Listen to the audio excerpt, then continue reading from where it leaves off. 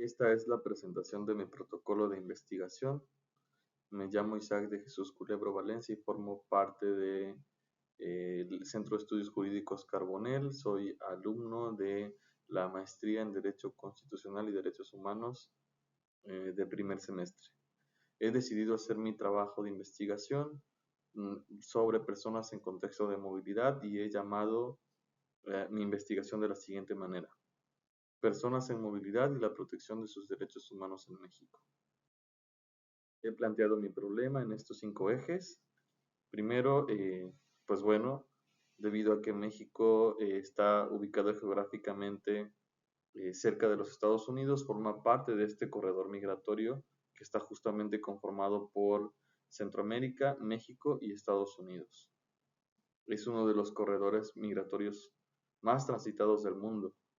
Debido a eso, México se ha convertido en un país de destino, es decir, que hay gente que ya no decide continuar, que decide quedarse en México, pero aún así seguimos siendo país de tránsito, pero además también podemos ser país que reciba a migrantes. Más de 22,000 personas, casi 23,000 personas obtuvieron residencia permanente en México en el año 2024, lo cual es una población importante que estuvo sujeta a algún proceso administrativo o algún proceso de regularización que en algunos casos puede implicar detención migratoria. Ocurrieron más de 925,000 eventos, lo cual significa que son personas entrando a México, siendo los estados con que más personas reciben el estado de Chiapas y el estado de Tabasco, esto también en el año 2024. Vale la pena mencionar también el incendio ocurrido en la estación migratoria de Ciudad Juárez, en el cual perdieron la vida más de 40 personas de distintas nacionalidades.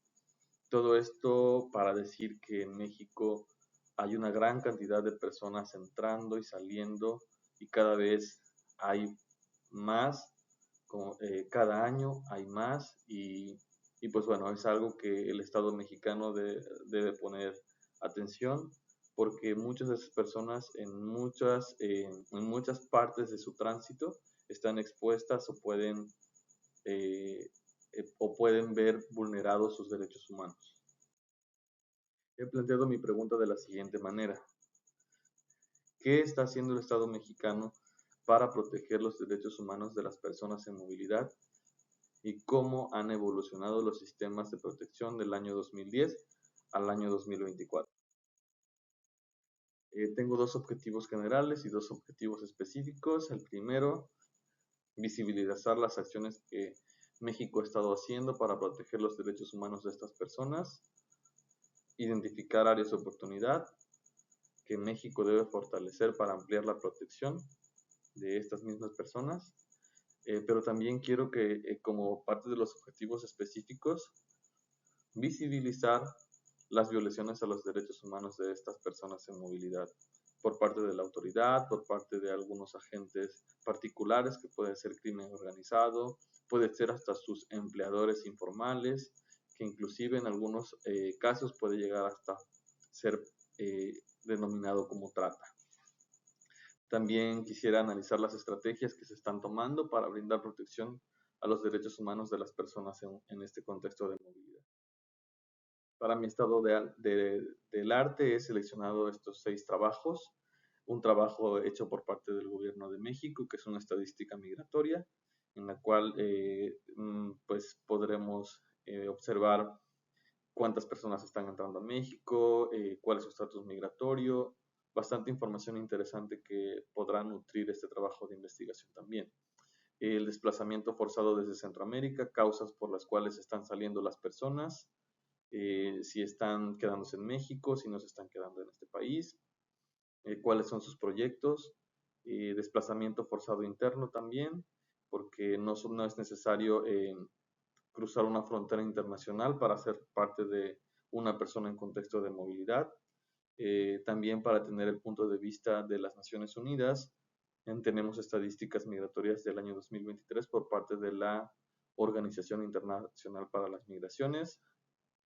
Tome en cuenta la Comisión de Derechos Humanos del antes llamado Distrito Federal, que habla acerca del derecho a migrar, y también un trabajo de desplazamiento interno en Chiapas, ¿no?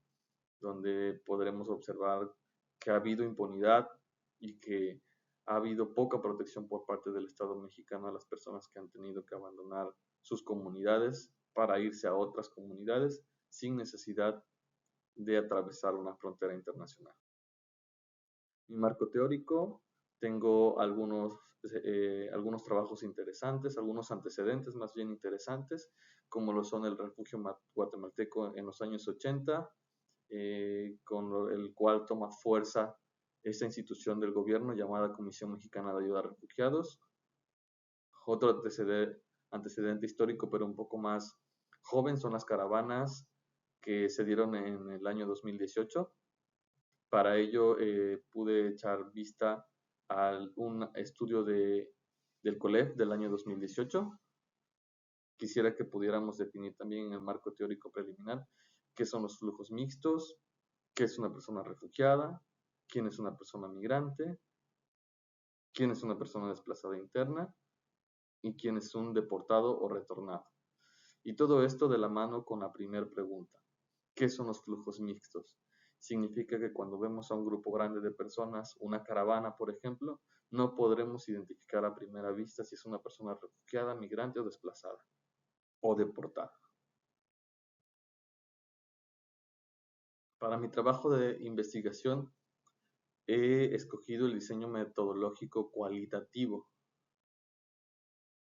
y he seleccionado 3 casos que, de los cuales vamos a desglosar varios puntos. Por ejemplo, el de unas hermanas gemelas haitianas que tienen mucha vocación de ayudar, que viven en Tijuana. Analizaremos el sistema de asilo en México, el artículo 1 constitucional, el artículo 11 también de la Constitución, la Convención sobre el Estatuto de Refugiados de 1951, la Ley de Refugio y su reglamento. También he seleccionado los casos de Joselina Aguirre, una hondureña, y de Joaquín, un ecuatoriano, ambos con temas de salud, por lo cual también tendremos espacio para analizar el artículo 1 constitucional desde otra perspectiva, la ley de migración y el derecho al acceso a la salud en México. He seleccionado un caso colectivo de desplazamiento colectivo, hablando de las víctimas de violencia en Tila, Chiapas, que es un grupo de personas que fue desplazada de su comunidad llamada Tila,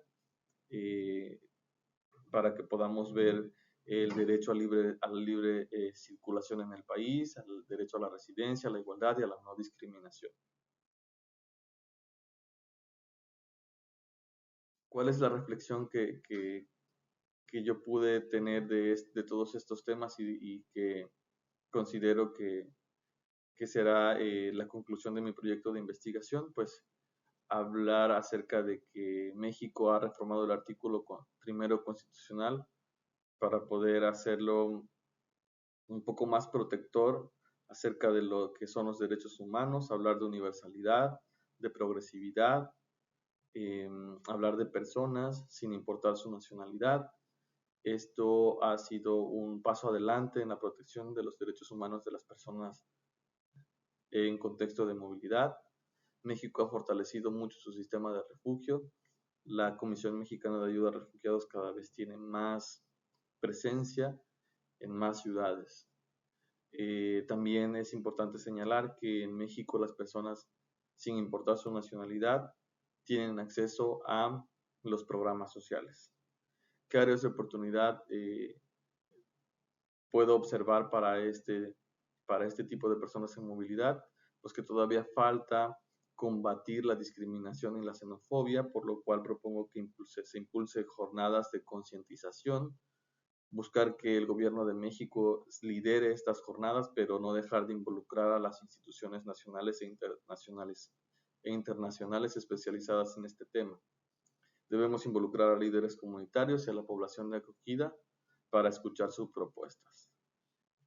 Y esto es en lo cual yo quiero basar mi proyecto de investigación.